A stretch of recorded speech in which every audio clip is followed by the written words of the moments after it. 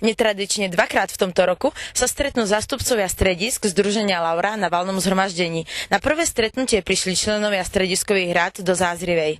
Valné zhromaždenie ako najvyšší orgán Združenia Laura rozhoduje o jeho chode, schvaľuje rozpočet a kontroluje hospodárenie.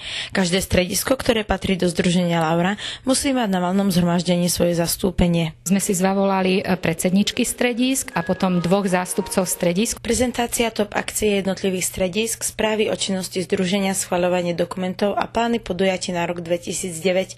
Okrem týchto nevyhnutných úloh valného zhromaždenia sa delegáti venovali hlavne strediskám. Nosnou témou stretnutia najvyššieho orgánu Laury bolo naše stredisko a ja v ňom. Naším cieľom je motivovať účastníkov valného zhromaždenia k efektívnejšej práci na stredisku. Ich úlohou je nacvičiť si modelové situácie, s ktorými sa môžu stretnúť, ako je napríklad písanie projektov. Do oblasti, na ktoré sa chce Združenie Laura zamerať v najbližších rokoch, spadá projekt mediálnej školy, spolupráca na projekte Socia a rozširovanie povedomia Laury.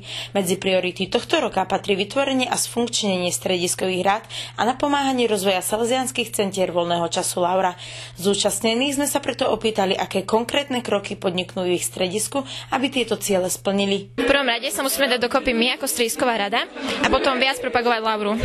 Posnažíme sa, aby sme založili, aby fungovala správna rada a aby sme mali nejakú lepšiu spoluprácu s Domkou.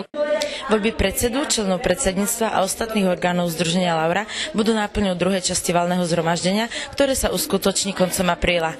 Zo Zázrivej pre Salesiansky magazín Marcela Kršková.